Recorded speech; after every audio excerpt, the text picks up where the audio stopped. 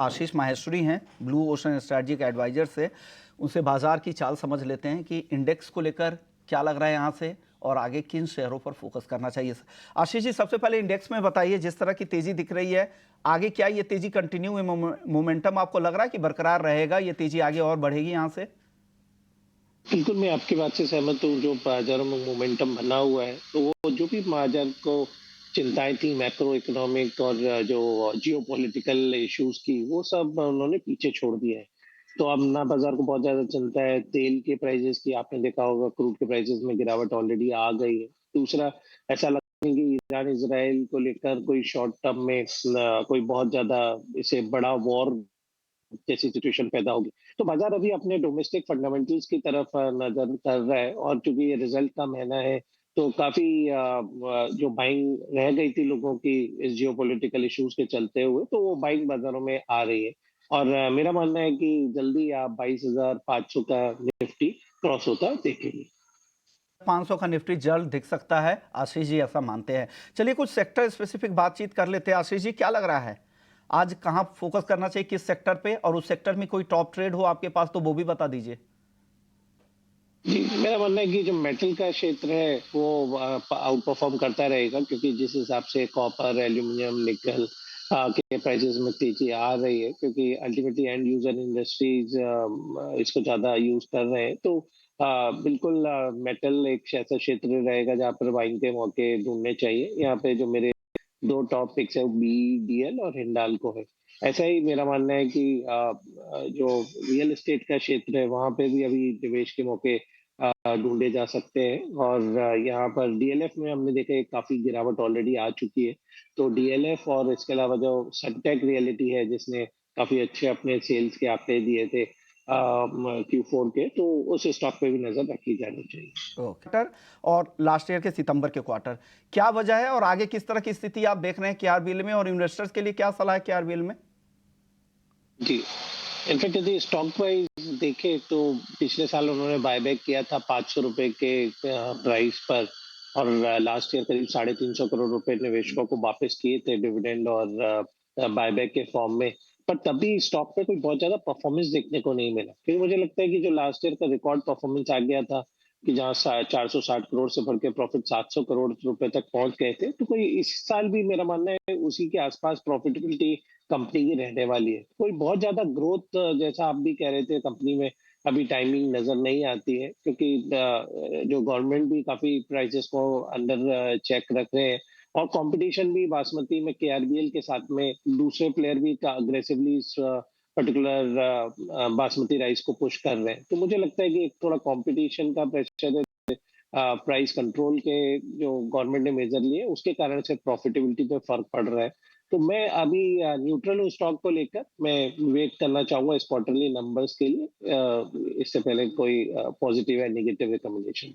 निवेश से पहले रिजल्ट का वेट करना चाहेंगे आशीष जी? अभी वेट करें, क्योंकि जिस तरह के कॉम्पिटिटिव माहौल है और जिस तरह के सरकार का इंटरवेंशन है इस तरह के कमोडिटीज़ पे, तो डेफिनेटली इस लिहाज को देखते हुए और नतीजे अभी अवेटेड है, तो उसे देखते हुए अभी केआरबीएल में वेट करने की सलाह है। नतीजे आए फिर से आप एडवाइस लें अपने फाइनेंशियल एक्सपर्ट की, फिर निवेश का राय बनाएं।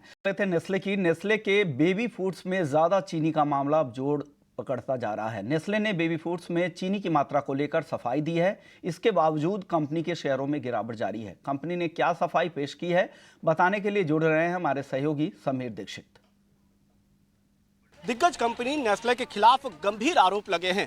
दरअसल पब्लिक आई, जो कि एक स्विस इन्वेस्टिगेटिव ऑर्गेनाइजेशन है, और IBFAN, जो कि international baby food action network है, इन्होंने नेस्ले के जो बेबी फूड आइटम है इसकी जांच के लिए इसके बेबी फूड आइटम के सैंपल को बेल्जियन लेबोरेटरी आगे एग्जामिनेशन के लिए भेजा, और ये पाया गया कि जो प्रोडक्ट एशिया, अफ्रीका या फिर लैटिन अमेरिकन कंट्री में मार्केट किए जा रहे हैं, यहाँ बेचे जा रहे हैं, तो इन बेबी फूड आइटम में एडेड शुगर, इसमें अतिरिक्त शुगर की मिलावट है। जबकि यही फूड आइटम अगर अमेरिकन या फिर यूरोपियन नेशन में बेचे जा रही हैं तो उसमें किसी तरीके के शुगर की एडेड शुगर नहीं पाई जा रही है। सेरेलैक, जो कि एक बेबी फूड आइटम है, इसमें पाया गया कि इसके एक स्कूप में 3 ग्राम लगभग शुगर मौजूद है अगर ये प्रोडक्ट इंडिया में बेचा जा रहा है। यही प्रोडक्ट अगर थाईलैंड में बेचा जा रहा है तो उसमें तकरीबन 6 ग्राम शुगर है, और इथियोपिया में बेचा जा रहा है तो उसमें तकरीबन 5 ग्राम एडेड शुगर का जांच में पाई गई है।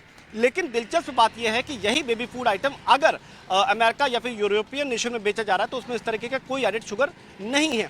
इसी मसले पर हमने नेस्ले इंडिया से जब सवाल पूछा तो उन्होंने अपने जवाब में ये बताया कि नेस्ले इंडिया लगातार अपने बेबी फूड आइटम और उसके अलग अलग वेरिएंट की समीक्षा करता है, इसको रिफॉर्मुलेट करता है, इसके एडेड शुगर कंटेंट को कम करता है। नेस्ले इंडिया का दावा है कि पिछले 5 सालों में बेबी फूड आइटम के अलग अलग वेरिएंट में 30% तक जो एडेड शुगर है उसको कम किया गया है।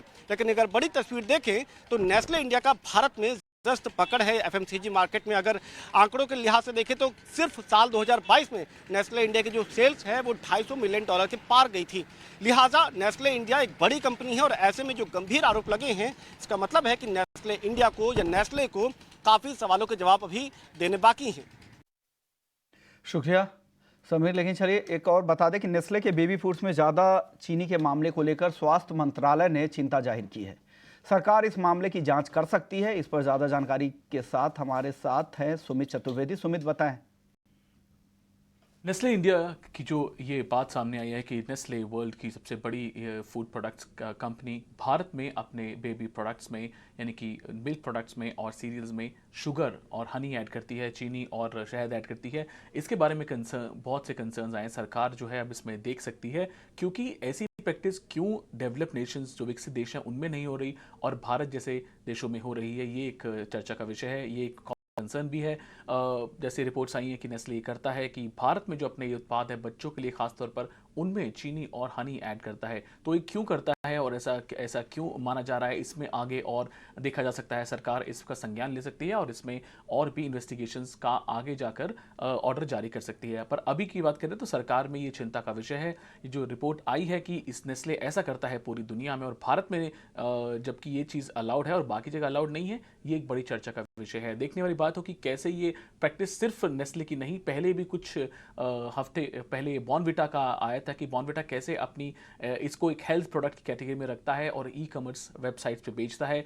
इस पे कॉमर्स मिनिस्ट्री ने कहा था कि बॉर्नविटा ऐसा नहीं कर सकता। सो इसके चलते एक और कंपनी के लिए मुश्किल खड़ी हो रही है जो नेस्ले है। ओके, शुक्रिया सुमित पूरी डिटेल्स बताने के लिए। चलिए